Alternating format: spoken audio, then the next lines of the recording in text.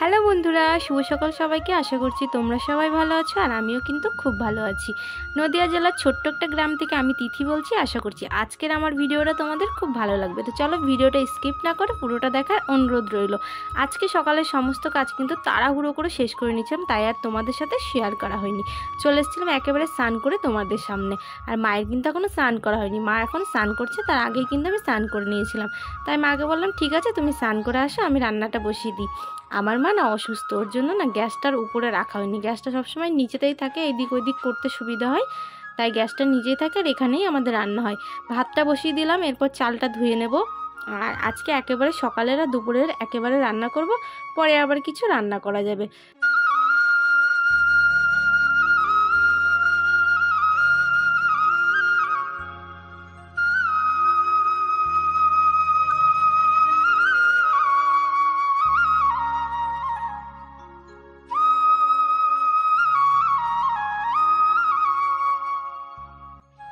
আমাদের এখানে না একজনা বাড়িতে অনেক সবজি হয়, সেগুলো বাজারে নিয়ে যায়, তাই আমরা মাঝে মাঝে সেই দাদাটার থেকে সবজি নিই।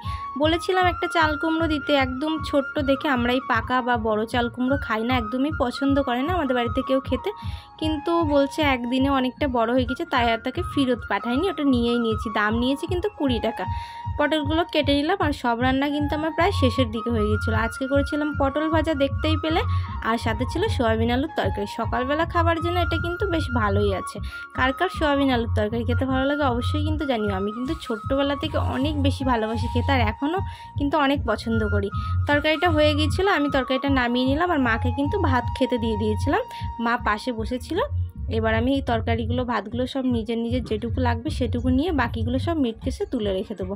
মা যে ওই যে খেতে বসেছে, মাকে এখনও কিন্তু তরকারি দেওয়া হয়নি। পটল ভাজা দিয়ে মা ভাত খেতে শুরু করেছে, আর এখন আমি তরকারিটা বেড়ে মাকে দেবো।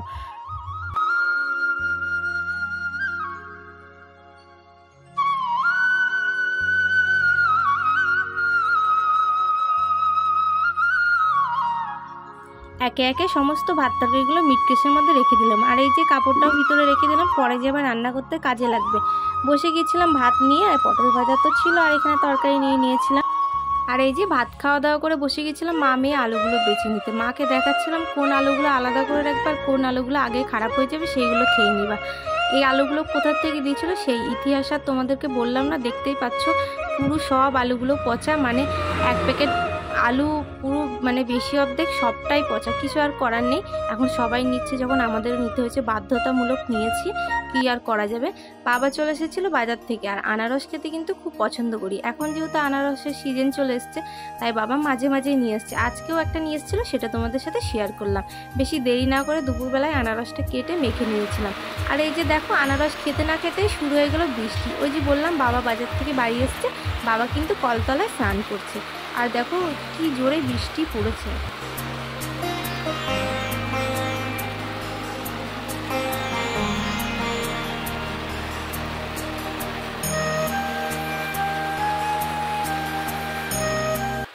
আরও সাথে কিন্তু দুটো জিনিস নিয়ে এসেছিলো। এনেছিল একটা ক্রিম রুটি, যেটা খেতে আমার অনেক ভালো লাগে, আর এনেছিল নারকেল। আমি কিন্তু তালের পিঠা খেতে চেয়েছি, তাই বাবাকে নারকেল আনতে বলেছিলাম, সেটাই বাবা নিয়ে এসেছিল। তোমাদের কাছে অনুরোধ রইল, যারা আজকে আমার চ্যানেলে নতুন, আজকে আমার নতুন ভিডিও দেখছো, তারা প্লিজ আমার চ্যানেলটি সাবস্ক্রাইব করে পাশে থাকো।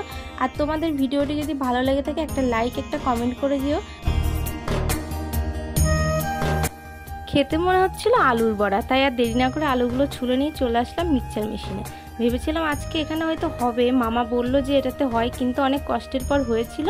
দেখতে পাচ্ছ এখানে মা ভাজতে শুরু করে দিয়েছে, আর কি সুন্দর আলুর বড়াগুলো হয়েছিল। এই বৃষ্টির দিনে কিন্তু দারুণ লাগছিল খেতে, কি আর বলবো, মানে এখনও মনে হচ্ছে যদি পেতাম খেতাম। ভিডিওটা এডিট করতে করতে ও আলুর বড়ার কথাই মনে পড়ছিল। এরপর চলে আসলাম ঘরে, আর ঘরে যে ওই যে স্নান করেছিলাম, অনেক জামা কাপড় ছিল, সেইগুলোই গুছিয়ে নিলাম। আর বাইরে তো বৃষ্টি হচ্ছে, দেখতেই পাচ্ছ, মানে খুব খারাপ একটা অবস্থা।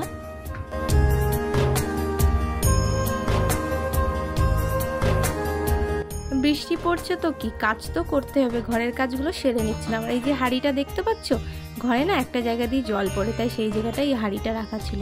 তুলে নিয়ে আবার ওইখানেই রেখে দিলাম। ঘর বারান্দাগুলো ঝাড় দিয়ে নিচ্ছিলাম। এটা ছিল আমার ঘর, পাশে আছে আরেকটা ঘর, সেই ঘরটাও ঝাড় দিয়ে নেব। আর তার আগে ওই যে আমাদের টনি আছে, বৃষ্টিতে ভিজে গিয়েছে, তাই ওর জন্য এখানে বস্তাটা পেতে দিলাম। ও টুক করে এসে শুয়ে পড়লো, দেখতে পেলে তো। এই যে সমস্ত কাজ সেরে নিয়েছিলাম, মানে সমস্ত কাজ বলতে ঘর দুটো ঝাড় দিয়েছিলাম। আর জোর বৃষ্টি হলো না, আমাদের বারান্দায় জল চলে আসে, সেইখানটা মা কিন্তু পরিষ্কার করছিল। আমি ঘর দুটো পরিষ্কার করে নিয়ে বাইরে এসে হাত মুখ ধুয়ে নিয়েছিলাম। আর ওই যে দেখো মাঠের মধ্যে কত জল জমেছে, মানে একটু বৃষ্টি হচ্ছে না হচ্ছে জল জমে যাচ্ছে, বর্ষাকাল যেহেতু অনেক। আর এই দেখো ডুমুর গাছে কিন্তু অনেক ডুমুর ধরেছে, এগুলো কিন্তু আমরা পেরে পেরে খাই, আমাদের কিন্তু খেতে খুব ভালো লাগে। কারা এগুলো খাও অবশ্যই কিন্তু জানিও। আর এইগুলো খাওয়া কিন্তু খুব উপকারী, অনেক ডাক্তার বলে এগুলো খাওয়ার জন্য। আর কাঠগুলো তো একেবারেই ভিজে গিয়েছে বৃষ্টির জলে। শেষমেশ চলে আসলাম উঠানটা ঝাড় দিতে।